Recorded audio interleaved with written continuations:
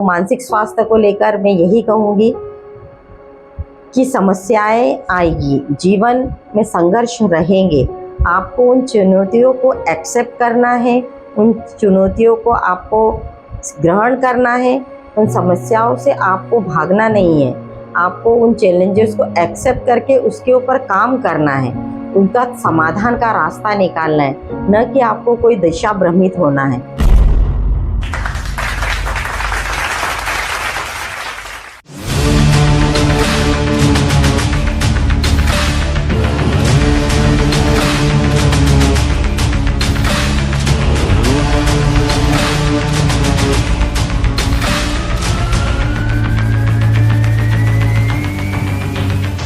जैसे सब बच्चों का हुआ है, मेरा भी बचपन अच्छा ही बीता है।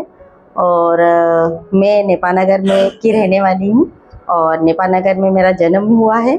और उस समय जब हमारा जन्म हुआ, उस समय जो नेपानगर की स्थिति थी वो एक पेपर मिल हुआ करती थी, उसी पे सब आधारित रहते थे। तो पापा भी नेपानगर की मिल में ही काम करते थे और फाइनेंशियल कंडीशन ठीक नहीं थी। तो हम लोग चूँकि 3 बहनें थी और 1 भाई था, तो घर की कंडीशन और घर का जो पूरा संभालने का था वो पापा को ही था। लेकिन पढ़ाई के लिए इतना उस समय माहौल नहीं था। तो मम्मी हमारी चूँकि टीचर थी, तो उन्होंने हमको पढ़ाई के लिए बहुत हमारे को अप्रिशिएट किया, मोटिवेट किया। पापा को बोला कि जैसे आपको बच्चियाँ हैं लेकिन पढ़ाना है उनको, तो उस पर मम्मी ने बहुत मेहनत करी। तो उसके बाद में हम लोगों ने, जब हमारी स्कूल बहुत अच्छी थी और स्कूल में जो टीचर थे वो भी बहुत हमारे ऊपर मेहनत करते थे। तो उस समय हम लोगों ने जो पढ़ाई करी है, सिर्फ जो टीचर्स थे उनके जो बताए गए रूल्स थे, नियम थे, उनके अनुसार हम चले। और जो सर लोग पढ़ाते थे वो घर पर आकर पढ़ना, क्योंकि अदर से कोई ट्यूशन्स लगाना या कुछ अदर बुक्स लेना, इतनी फाइनेंशियल कंडीशन ठीक नहीं होने के कारण ये सब नहीं कर पाते थे। तो स्कूल में ही जो टीचर्स पढ़ाते थे और लाइब्रेरी से जो बुक्स होती थी उसी में ही हम पढ़ते थे। और उसके बाद जैसे 10वीं या मैंने पास की, उसके बाद में आगे जो पढ़ाई करने के लिए तो मैंने इस ट्यूशन्स ली। जो बड़े अधिकारी वगैरह होते थे, पुलिस डिपार्टमेंट के हो या और दूर उच्च अधिकारी, उनके यहाँ पे जाकर बच्चों को पढ़ाती थी। वो ट्यूशन लेकर जो फीस मिलती थी, उस फीस के जरिए मैंने 11वीं और 12वीं की परीक्षाएं उत्तीर्ण की और यही कंडीशन रही है मेरी। तो इस चलते मैंने 12वीं पास की और अच्छी शिक्षा अर्जन हुआ। यही बचपन का रहा। तो एक कहीं ना कहीं संघर्ष वाली लाइफ रही है। बिल्कुल, जैसा कि हर किसी का सपना रहता है कि उसको बनना है, टीचर बनना है, डॉक्टर बनना है, इंजीनियर बनना है। तो मेरा भी एक सपना था कि मैं टीचर बनूं।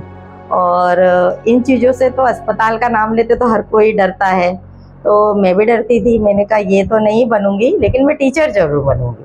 तो लेकिन कुछ कंडीशन ऐसी हो गई कि 12th पास किया, अच्छे परसेंटेज से पास हुए और बस ये चीज़ का कॉल आ गया। और फिर पापा ने बोला ये अपॉर्चुनिटी हर किसी को नहीं मिलती, तो आपको ये चीज़ करनी चाहिए। क्योंकि उसी समय जो मेरी बड़ी सिस्टर थी, वो नर्सिंग का ये कोर्स करने के लिए उसको काफ़ी संघर्ष करना पड़ा। उसको कम से कम 2 से 3 साल उसने वेट किया। और मुझे फर्स्ट बार जब रोजगार कार्यालय हुआ करते थे, तो हम लोगों को रोजगार कार्यालय में जाकर हम लोग हमारी जो एजुकेशन है उसके बारे में हम लोग वहाँ पे जो प्रमाण पत्र मांगते थे वो देते थे, आवेदन देकर आते थे। तो उसमें वो हमसे पूछते थे कि आपको क्या चाहिए। तो फिर हमने भी लिखा था कि हमको टीचर बनना है और दूसरा ऑप्शन लिखा था कि हमको अस्पताल में नर्स बनना है। तो बस यही अपॉर्चुनिटी पहली बार जो मैं रोजगार कार्यालय गई, और उसके बाद में मुझे पहली अटेम्प्ट में मुझे वहाँ से कॉल आ गया कि आपको ये ट्रेनिंग के लिए चुना जाता है। तो मेरे पास ऑप्शन कोई नहीं थे, घर की कंडीशन अच्छी नहीं थी। तो सभी ने जब समझाया कि आपको इस चीज़ को स्वीकार करना चाहिए, आपको ये कोर्स करना चाहिए, तो फिर मैंने ये कोर्स चुना। हाँ बिल्कुल, जैसे जैसे आप आगे बढ़ते चलते हैं तो संघर्ष, मेरा मानना है कि जीवन का एक हिस्सा ही होता है। तो आप जैसे जैसे आगे बढ़ोगे और अगर कोई हॉबी है या कोई सपना है उसको करने की कोशिश करेंगे, करना है आपको, तो उसके लिए आपको फिजिकल और मेंटल दोनों तरफ से आपको संघर्ष में पूरा खरा उतरना होगा। तो मेरे साथ भी ऐसे ही हुआ। एक सपना लेके चली थी कि टीचर बनूंगी, लेकिन नर्स की ट्रेनिंग करके मैं एक अच्छी नर्स बन गई और नर्सिंग का काम तो करती रही, लेकिन फिर भी कहीं ना कहीं एक चीज़ थी कि मुझे बीएससी नर्सिंग करना है, क्योंकि मैंने जनरल नर्सिंग करा था। और फिर बीएससी नर्सिंग करने के बाद मुझे एमएससी नर्सिंग करना है, जो बुरहानपुर में डिस्ट्रिक्ट में मैं करने वाली, मैं पहली नर्सिंग ऑफिसर बनी।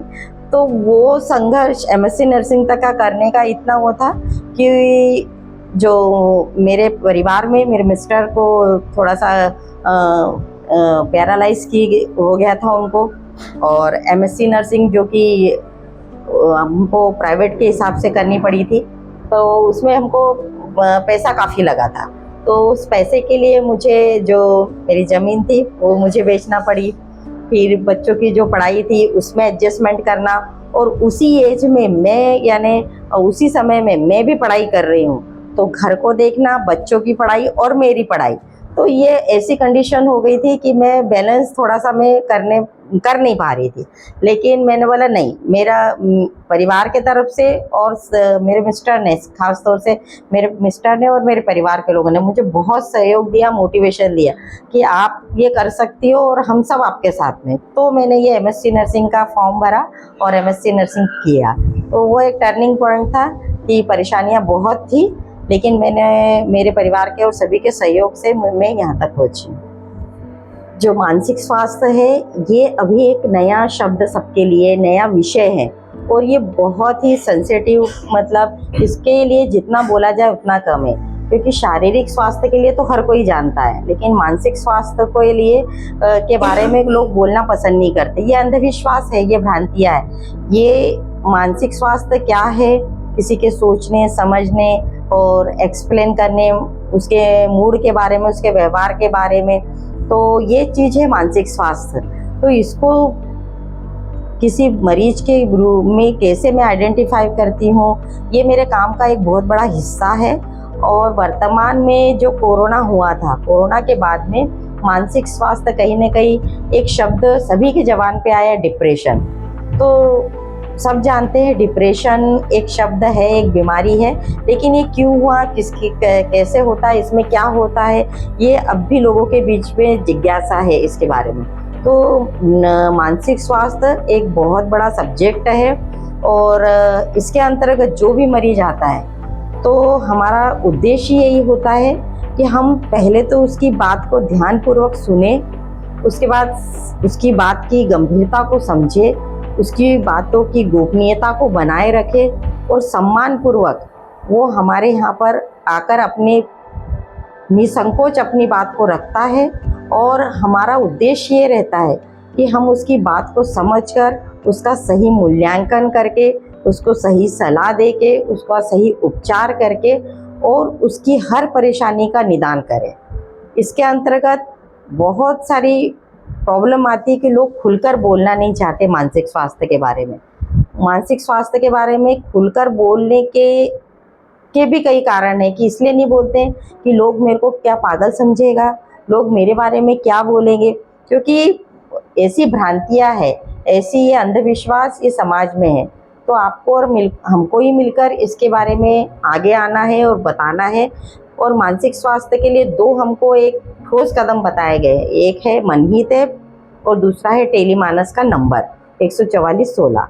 तो ये मनहित ऐप, इसके अंतर्गत आप जागरूकता वीडियो देख सकते, छोटी छोटी बीमारियां जो रहती है, चाहे वो नींद से संबंधित हो, या आपको लगता है आपका बेटा सेलफोन एडिक्शन का शिकार हो रहा है, या आपको लगता है कि किसी प्रकार का कोई नशा कर रहा है, या डिप्रेशन में जा रहा है, या एंजाइटी वाला हो रहा है, तनाव है, या आपको लगता है कि ये पहले तो बहुत अच्छा था लेकिन अब ये कुछ अकेलापन या अलग अलग रह रहा है। तो ऐसी तमाम जो बीमारियां हैं, चाहे वो याद न होने की बातें हैं, तो इन सब चीज़ों को लेकर मानसिक स्वास्थ्य काम करता है। तो ये मनहित ऐप, उसके अंदर हिंदी में वीडियो दिए गए हैं, तो घर बैठे भी एक टेलीमानस का नंबर 14416 और दूसरा मनहित ऐप, इसके जरिए अगर कोई मनकक्ष जिला बुरहानपुर में नहीं भी आए तो भी वो अगर इसकी जानकारी होगी तो वो घर बैठे अपनी मानसिक समस्या के लिए परामर्श एक्सपर्ट से ले सकता है।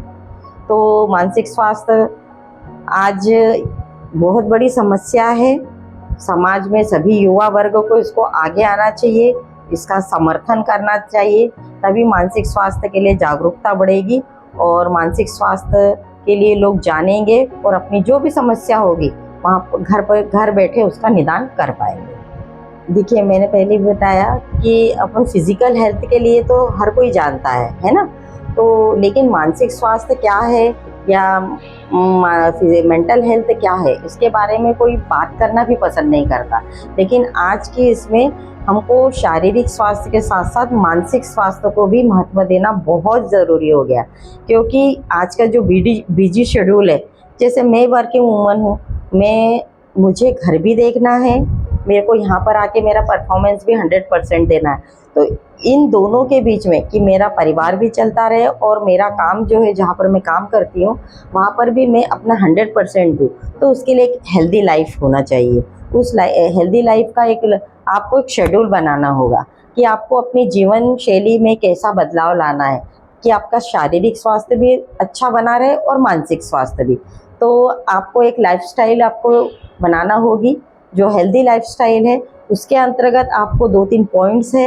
एक तो आपको 8 से 10 घंटे की नींद होना बहुत ज़रूरी है। अगर आपकी नींद नहीं हो पा रही है, डिस्टर्ब नींद हो रही है, किसी प्रकार की नींद में खराबी हो रही है, तो आपको उसके अतिरिक्त आपको नींद ना आने के कारणों पर भी आपको विचार करना होगा। आपको नींद आना है 8 से 10 घंटे। दूसरा, आपको एक अच्छा खाना खाना है जो बैलेंस डाइट के साथ साथ पचने वाला हो। तीसरा, आप खुल के बात करें। ये बहुत इम्पोर्टेंट चीज़ है कि अगर किसी भी प्रकार का तनाव होता, अगर आप और हम भी उसी इसमें गुजरते हैं, लेकिन बात यही होती है कि हम खुलकर बात नहीं करते। खुलकर बात न करने की वजह से वो जो चिंता है, जो तनाव है, वो बढ़ता चलता है और ये बढ़कर कहीं ना कहीं डिप्रेशन में आ जाता है। तो कोशिश करें कि हम हमारा एक फेयर पार्टनर, एक सच्चा मित्र ढूंढे, चाहे वो सच्चा मित्र हमारे घर में हो या हमारा दोस्त बाहर का, हम उसको अपनी बात खुलकर बताएं। कोशिश करिए कि आप योगा, व्यायाम, मेडिटेशन ये चीज़ को अपनाएं, है ना। और इसके साथ साथ एक चीज़ और है, अगर आपको लगता है कि काम का प्रेशर बहुत बढ़ गया है तो आप उस समय के लिए अपने काम से छुट्टी लेकर कुछ ऐसे हिल स्टेशन पे जाए जो आपको मोटिवेटेड करे। कुछ ऐसे दोस्तों के बीच में बैठे जो आपकी बात को सुने और समझे। कुछ ऐसा संगीत सुनिए जिससे आपको सुनकर आपको एक पॉजिटिविटी की एनर्जी आए। तो ये कुछ टिप्स हैं, ये आपको करना चाहिए। क्या नहीं करना चाहिए, इसके ही अपोजिट आएगा कि जैसा कि अभी आजकल सोशल मीडिया बहुत ज़्यादा वो है, हर कोई सेलफोन का एडिक्शन का शिकार हो रहा है। उसमें से मैं भी एक हूँ और आप भी हैं। तो कोशिश करिए कि सेलफोन का जो एडिक्शन है ये किसी को नहीं होना चाहिए। जो बच्चे हैं छोटे, वो भी आजकल सेलफोन का बहुत यूज़ कर रहे हैं, तो माता पिता को भी चाहिए कि उनके तरफ ध्यान दे। हमको भी चाहिए, जो हम बड़े एडल्ट हैं, कि हम सेलफोन का उपयोग एक समय सीमा बांध लीजिए। उस समय सीमा के भीतर कीजिए कि मुझे इतना टाइम पे ये मोबाइल देखना है, उसके बाद मेरा दूसरा काम है। आप मोबाइल में वो चीज़ें देखें जो आपके जॉब को लेकर हो, जो आपकी उस कंडीशन के लिए हो, जो आपके लिए हेल्पफुल हो, वो चीज़ के लिए आप मोबाइल का यूज़ कीजिए। आप ये भी देखिए, क्योंकि सोशल मीडिया में आजकल सब चीज़ ओपन है, तो हम वो चीज़ों को भी देख लेते, न चाहते हुए भी हमारा ध्यान कुछ गलत चीज़ों की तरफ चल जाता। तो इस चीज़ से हमको दूर होना चाहिए और टाइम टू टाइम हमको सोशल मीडिया से बिल्कुल अवेयरनेस इसलिए ज़रूरी है क्योंकि कहीं ना कहीं ये फिज़िकल हेल्थ के साथ साथ मेंटल हेल्थ को भी बहुत ज़्यादा प्रभावित करता है।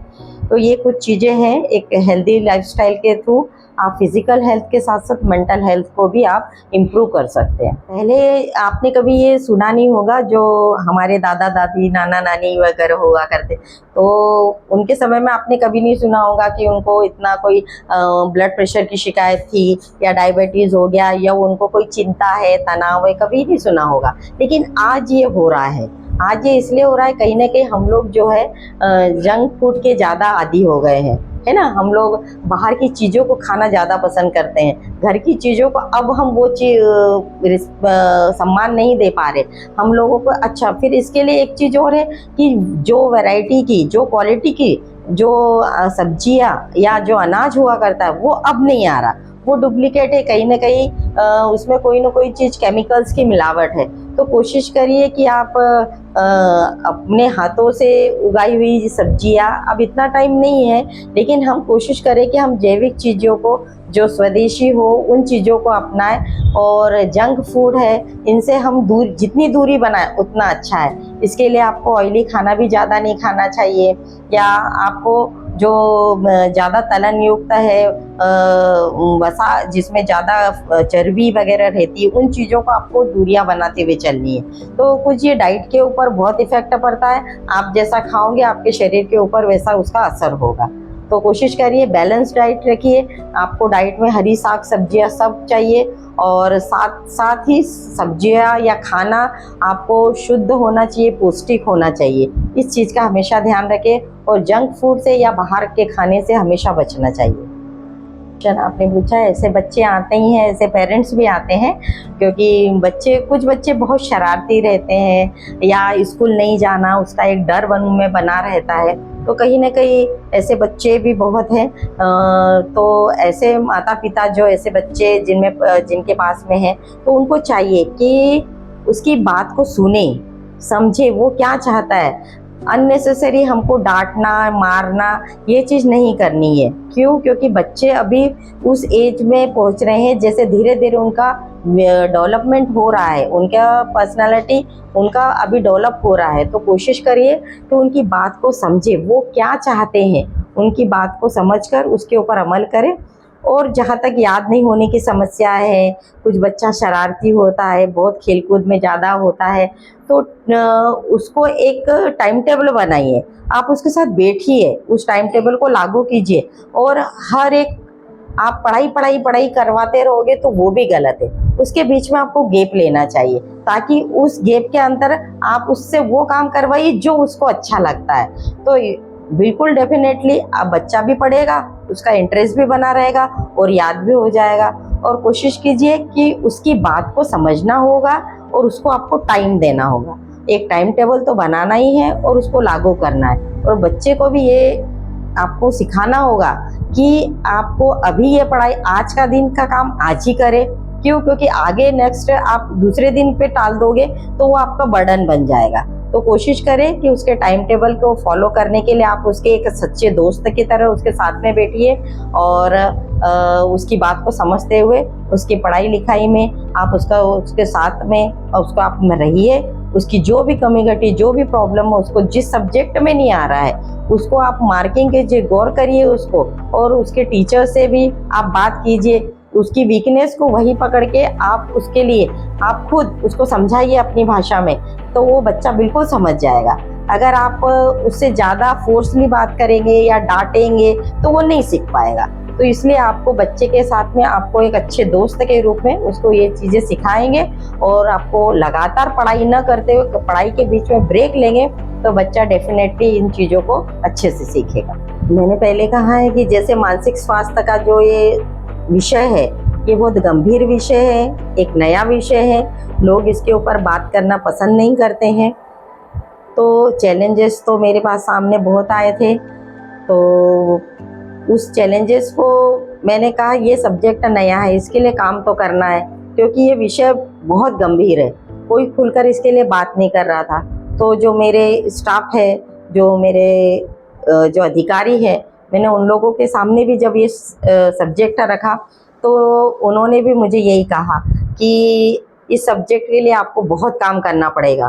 तो मैंने उनसे फिर कहा कि मुझे ये सब्जेक्ट पे काम भी करना है, लेकिन आपकी परमिशन और आपकी हेल्प के बिना मैं नहीं कर सकती। तो उन्होंने हमेशा मुझे हेल्प की है, लेकिन जिन जिन एरिया में मैं गई हूँ उन एरिया में मुझे संघर्ष इसलिए करना पड़ा क्योंकि लोग खुलकर बात करना पसंद नहीं करते। उनको जो अंधविश्वास है, जो भ्रांतियाँ उनमें है, कि अगर हम किसी से बात करेंगे तो लोग बोलेंगे कि ये पागल है, या लोग बोलेंगे अपने घर की बात बता रही है, और घर की बातों को बताना नहीं है आपको। जो हो रहा है, चाहे वो घरेलू हिंसा के रूप में हो, चाहे वो किसी भी प्रकार का मानसिक प्रताड़ना के रूप में हो, या अन्य किसी प्रकार का कोई शोषण हो, तो इसके लिए कोई खुलकर आकर ये बात नहीं करता है। तो ये सबसे बड़ी चुनौती थी कि लोग मेरे पास में नहीं आ रहे थे। लेकिन जैसे जैसे धीरे धीरे हम लोगों ने ग्रामीण में जा जाकर बातें की है, तो हमारे नुक्कड़ नाटक के जरिए, रैली के जरिए, पोस्टर बैनर के जरिए हम लोगों ने ये सब चीज़ें की है। तो उससे धीरे धीरे लोगों में समझ में आ गया है कि मानसिक तनाव या मानसिक स्वास्थ्य भी इम्पोर्टेंस रखता है। तो इसके लिए हमको मनोचिकित्सक से मिलना चाहिए और इसके लिए हमको बात करनी पड़ेगी। तो ये चैलेंजेस मुझे बिल्कुल आए थे, लेकिन अब धीरे धीरे उन चीज़ों पर सुधार हो रहा है और लोग आते हैं, बिल्कुल बात करते हैं। तो ये एक बहुत अच्छी अपॉर्चुनिटी है, ये भी मैं बोलूँगी। हाँ, बिल्कुल। ऐसे तो पेशेंट सभी ऐसे मानसिक विकार के जैसे आते हैं, तो इनकी हमको कोई चीज़ बतानी तो नहीं है, पेशेंट का नाम तो मैं नहीं बताऊँगी, लेकिन वो मेरा फर्स्ट क्लाइंट था। तो जो पहला पेशेंट था वो इसलिए भी याद रह गया क्योंकि वो एक कुछ ऐसी कंडीशन में आए थे कि उनके पेरेंट्स, उनकी जो वाइफ़ थी, वो 5 से 6 साल कमरे में बंद रहना, उसको खाना नहीं देना, उसके साथ बातचीत कोई नहीं करता था, अंधेरे कमरे में रहती थी। तो मेरे स्टाफ के थ्रू ही उन तक बात पहुंची और फिर उनके पति ने उस बात को समझा और वो जब आई थी उसकी कंडीशन बहुत ही ख़राब थी। तो उनको हमने देखा, उनसे बात करने के तो वो बस में नहीं थी। फिर उनके पति से हमने जानकारी पूछी, तो उनने कहा कि जैसे इसका पहला जो बच्चा था उसकी डेथ हो गई है, उसके बाद से ही वो बोले इस प्रकार का बिहेवियर हो गया। तो कहीं न कहीं वो पोस्ट ट्रॉमेटिक स्ट्रेस डिसऑर्डर में चली गई थी। उसके बाद वो 4-5 साल में जो उसकी कंडीशन हुई थी वो बहुत ही दयनीय स्थिति थी। हमने फिर सर से बात की, जो हमारे उस समय मनोचिकित्सक थे, डॉक्टर हक साहब, हम लोगों ने बात की। फिर हमने जो हमारे हायर अथॉरिटी है इंदौर में, उनसे बात की कि सर ऐसे-ऐसे पेशेंट है, तो ऐसे तो बोले आप इमीडिएटली उसको भेजिए। तो पेशेंट वहाँ पर इंदौर में गए और अभी वो पेशेंट सेटल है और मेरी बातचीत होती है। तो वो एक केस मेरे याद रहा और यही हमको अच्छा लगता है कि कोई अगर हमसे खुल के बात करे, तो मानसिक स्वास्थ्य एक ऐसी बीमारी है कि अगर आप खुल के बात करोगे तो इसका इलाज भी संभव है। जो मानसिक स्वास्थ्य को लेकर जब मेरे साथ में मेरी टीम वर्क के रूप में हमने काम किया है, तो डॉक्टर हक साहब और डॉक्टर देवेंद्र जडानिया सर और अभी करेंटली अभी डॉक्टर नबी हमारे साथ में टीम के साथ में काम कर रहे हैं और डॉक्टर विनीता सिस्टर जो नर्सिंग ऑफिसर मेरे साथ में है, हम लोग सब मिल के काम करते हैं। तो जो उपलब्धियाँ है किसी एक की नहीं है, सभी के टीम वर्क का परिणाम है ये। और उस जो मानसिक स्वास्थ्य विभाग में है, कभी भी मनोविशेषज्ञ नहीं है, लेकिन मनोविशेषज्ञ के लिए हमारे पास में यहाँ पर कोई अभी अपॉइंटमेंट नहीं है। लेकिन डॉक्टर देवेंद्र जडानिया सर और डॉक्टर हक सर ने इतना अच्छा काम किया था उस समय जब मानसिक स्वास्थ्य को कोई नहीं जान रहा था। तो उस समय हमारे टीम के द्वारा इतना अच्छा परफॉर्मेंस शहरी क्षेत्र से ग्रामीण क्षेत्र में इतना अच्छा किया गया कि हमको स्टेट लेवल का, हमको 3rd रैंक का हमको अवार्ड मिला। और उसके बाद में देवी अहिल्या जी की पुण्यतिथि पर महिला स्वास्थ्य के लिए मेरे को सम्मानित किया गया। उसके बाद कलेक्टर मैडम भव्या मित्तल जी थी, उनके द्वारा भी मानसिक स्वास्थ्य के क्षेत्र में सम्मानित किया गया। तो ये मेरी अचीवमेंट है और इसका श्रेय मैं पूरी मेरी टीम को देती हूँ। मेरे हायर जो अथॉरिटी है, मेरे अधिकारी लोग हैं, मेरे मुख्य चिकित्सा एवं स्वास्थ्य अधिकारी और मेरे जो सिविल सर्जन सर है, आरएमओ सर है, इन सब की सहायता के बिना में ये सब हम लोग नहीं कर पाते। तो ये पूरा टीम वर्क है और ये सब उपलब्धि इन्हीं के कारण सहयोग का परिणाम है। सबसे पहले तो माइटी ऑफ गॉड, सबसे मेन ईश्वर जो है वो, आप जब भी कोई एक नेक काम करते हो या एक सही रास्ते पर आप चलकर कोई लक्ष्य को हासिल करना चाहते हो तो ईश्वर हमेशा आपकी मदद करेगा। और एक शक्ति है, वह है ईश्वरीय शक्ति, मैं उसके ऊपर विश्वास बहुत रखती हूँ। उसके बाद हमारे जो माता पिता है उन्होंने हमको बहुत मोटिवेट किया। जो संघर्ष वाली लाइफ थी मेरी, वो भी मेरे लिए एक प्रेरणादायक स्थिति बनी कि मेरे को इस स्थिति से बाहर निकलना है और कुछ करना है। तो मेरे माता पिता, मेरे गुरुजन जिन्होंने हमको निस्वार्थ भावना से और ईमानदारी के साथ हमको पढ़ाया, तो उन गुरुजन भी मेरे लिए बहुत आइडियल है, जिनकी वजह से मैं यहाँ तक पहुँची हूँ। मानसिक स्वास्थ्य है, ये चैलेंजिंग विषय है, मैंने पहले भी कहा है, और आज के इसमें बहुत इसकी ज़रूरत है। और युवा जो आज का देश का भावी नागरिक है, वो कहीं ना कहीं आगे आने वाले समाज में जागृति के लिए और समाज में नई क्रांति के लिए, समाज में नई विकास के लिए युवाओं को हर क्षेत्र में आगे आना है। मानसिक स्वास्थ्य को लेकर मैं यही कहूँगी कि समस्याएं आएगी, जीवन में संघर्ष रहेंगे, आपको उन चुनौतियों को एक्सेप्ट करना है, उन चुनौतियों को आपको ग्रहण करना है, उन समस्याओं से आपको भागना नहीं है, आपको उन चैलेंजेस को एक्सेप्ट करके उसके ऊपर काम करना है, उनका समाधान का रास्ता निकालना है, न कि आपको कोई दिशा भ्रमित होना है। तो कोशिश करिए जितना हम फिजिकल हेल्थ को इम्पोर्टेंस देते हैं वैसा ही हम मेंटल हेल्थ को दें, और युवा इसमें बढ़ चढ़कर इसका हिस्सा ले और मानसिक स्वास्थ्य का समर्थन करते हुए मानसिक स्वास्थ्य के लिए एक नई जागरूकता समाज में फैलाए, क्योंकि मिलकर काम करेंगे तो ही हमारा काम बेहतर से बेहतर होगा। तो कोशिश करें युवा आगे आए और इस सब्जेक्ट के लिए काम करें। आपका जो लीड लैब का, मैंने जैसे ही आपको फ़ोन आया तो मैंने वही सोचा कि अगर मेरे जीवन के संघर्ष के से या मेरे इस काम करने के इससे अगर कोई प्रभावित होता है तो इससे अच्छी बात और क्या होगी। तो आप लोगों ने जो एक लीड लैब के तरफ से जो ये पहल शुरू की है, आई थिंक ये बहुत अच्छी है, क्योंकि हम लोग जो पहले पढ़ते अभी भी पढ़ते हैं तो कहीं ना कहीं एक आइडियल को लेकर चलते हैं। जैसे महात्मा गांधी जी थे, अब्दुल कलाम जी थे, अभी भी बहुत सारे लोग हैं ऐसे। तो हम लोगों इनकी कहानियाँ, इनकी बायोग्राफी पढ़ते हैं तो हम मोटिवेट होते हैं कि मैं नहीं ये कर सकता हूँ क्या। अगर हमारी जीवन के संघर्ष की कहानियों से, हमारी उपलब्धियों से अगर किसी का जीवन सुधर सकता है तो इससे अच्छी बड़ी बात और कोई नहीं हो सकती। तो बहुत अच्छी पहल है आपकी, और आप लोगों से सभी से बात करके मुझे बहुत अच्छा लगा।